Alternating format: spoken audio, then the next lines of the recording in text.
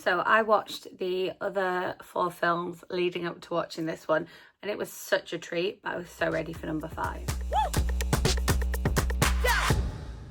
Welcome back, or if you're new here, welcome. My name is Katrina and I make bookish content here on this channel as well as movie reviews every week, and all of my movie reviews are spoiler free.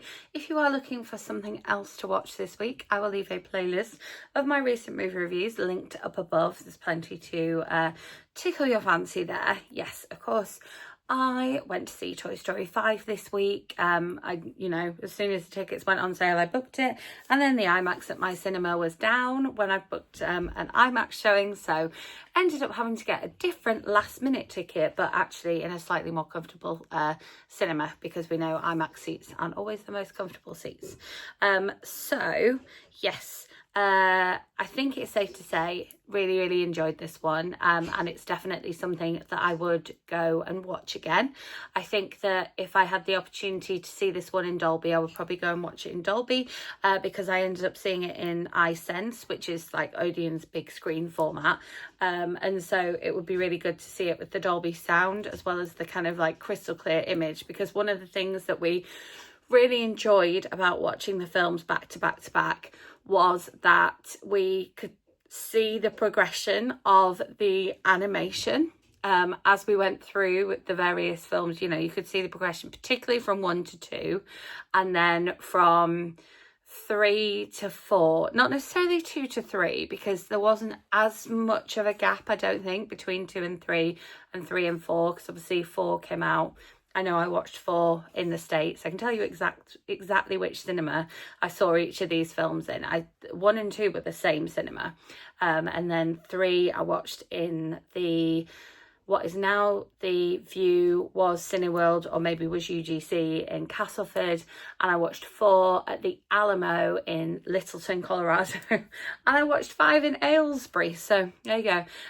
But yeah, what was great was seeing the animation in this one again, progressing from 4, but particularly to see the progress from 1 to 5, and just like the other ones, and just like the way sort of Pixar films and Disney films go now, there was so many jokes in here for the adults in the room. And it was interesting, I saw it at a time of day where you would have had adults and children going to see this one, and there were some children who just weren't ready to be at the cinema there, and were shouting and screaming and crying quite a lot, but it might be because their adults were just sat there on their phones rather than watching the excellent film being played in front of them that they paid a lot of money to see. But there were a lot of people there that were like adults there without children too, and so I think Pixar got it right with putting in jokes in there, a lot of jokes that were designed specifically for adults, and then also putting in sentimental moments that were sentimental for those of us who've watched the other Toy Story films, with enough jokes in there for the kids, and enough like wow moments for the kids, and enough of that like slapstick comedy that's sort of synonymous with buddy movies like this. One of my favourite lines from the film that I really enjoyed, again, it's not a spoiler, but I absolutely adored, because it's like swearing without swearing, is the like electronic like potty training reward computer thing that you see in the trailer. Tells somebody to go flush themselves, and I'm just like, I mean, if you did tell somebody to flush themselves down the toilet, that is quite an insult, but also it's a great adult in joke in there as well. As you've seen from the trailer, whilst Woody and Buzz do feature, and Buzz features quite heavily in the film in Buzz's own way, Buzz is always a little bit of a lone ranger, a lone space ranger, isn't he? The film really focuses on Jessie, and again, like Taylor Swift's song and the music video for that really focuses on Jessie, and a little bit on the human characters as well. I'd say there's more human character involvement than there was in the previous films. Obviously, you know, we see Andy and we see Sid in the first film, and we see Andy in the second film, what have you, but the fact that this is centered around kind of like Jessie and Bonnie and their relationship, but again, we know from the trailer that Jessie remembers back to her previous owner, Emily, and there's some other human involvement in here.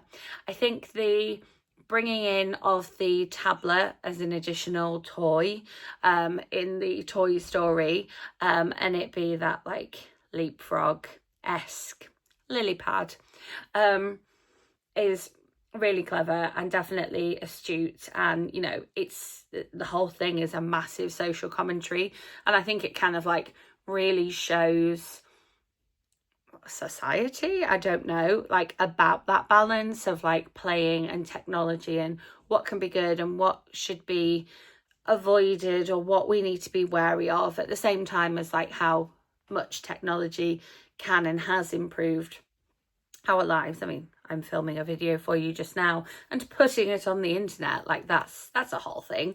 And then obviously the fact that technology like aids animators and enables these amazing like digitally animated films to come to the screens so that we can enjoy them, like all of that.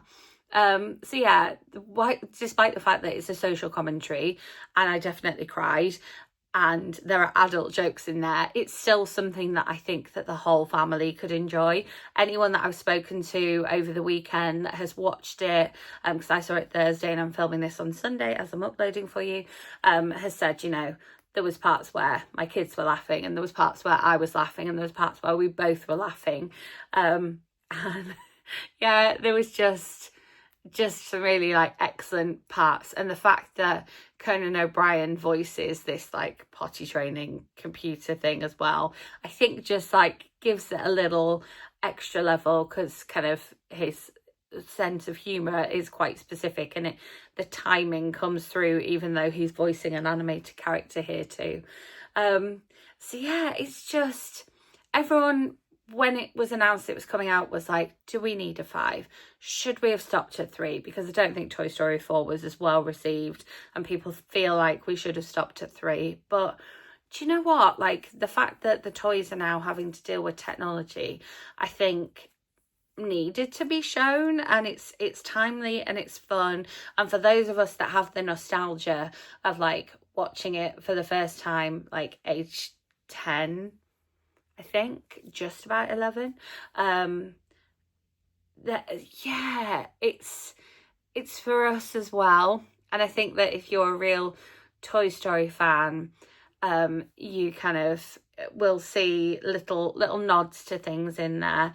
And if you're a Disney fan as well, there are some Easter eggs in there, which again, I'm not going to spoil, but I really enjoyed sort of like pointing those out and finding those as I was watching the film, and tapping Ollie and being like, look. So yeah,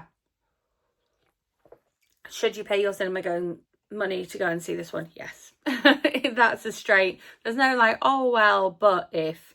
No, it's just, there's something in here for everyone. It's great watching on the big screen because the animation has come on so much and you get like completely absorbed into that world. You're like, I am a toy with these toys.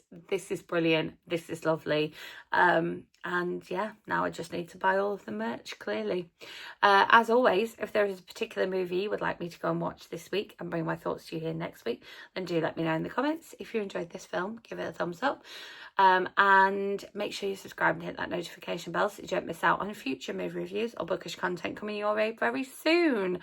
I will see you with my next video. Thanks for watching.